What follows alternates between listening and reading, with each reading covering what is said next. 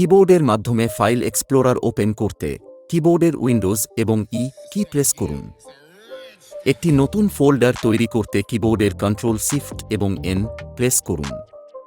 আপনার কাঙ্ক্ষিত নামটি লিখুন এবং এন্টার প্রেস করুন। ফোল্ডার নেম আবার রিনেম করতে ফোল্ডারটি সিলেক্ট করুন।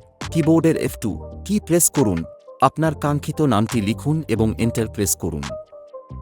একটি ফোল্ডারের ভিতরে যতগুলো ফোল্ডার রয়েছে সবগুলোর প্রপার্টি জানতে প্রথমে কিবোর্ডের কন্ট্রোল এবং এ প্রেস করে সবগুলো ফোল্ডার সিলেক্ট করে নিন। এরপর অল্ট এবং এন্টার প্রেস করুন। একই ফোল্ডার উইন্ডো হুবহু আবার ওপেন করতে কিবোর্ডের কন্ট্রোল এবং এন প্রেস করুন। ফোল্ডারের অ্যাড্রেস বার লোকেট করতে কিবোর্ডের অল্ট এবং ডি প্রেস করুন। কন্ট্রোল সি দিয়ে কপি করুন এবং কন্ট্রোল ভি দিয়ে পেস্ট করুন।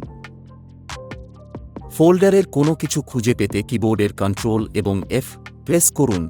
ফাইলের নাম লিখুন এবং এন্টার প্রেস করুন। ফোল্ডার আইকনগুলোকে বড় এবং ছোট করতে কিবোর্ডের কন্ট্রোল এবং মাউসের স্ক্রল হুইলকে আপ এবং ডাউন করুন। ফাইল এক্সপ্লোরারের আরও শর্টকাট জানতে অল্ট এবং ভি প্রেস করুন।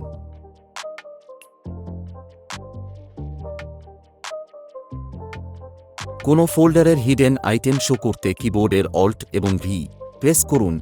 এরপর এইচ এবং এইচ প্রেস করুন।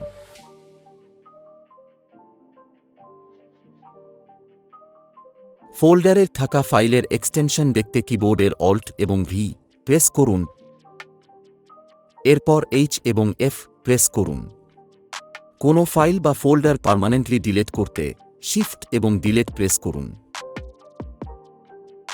রিসাইকেল বিনে রাখতে শুধু ডিলিট প্রেস করুন। ফাইল এক্সপ্লোরার ফুল স্ক্রিন করতে F11 প্রেস করুন।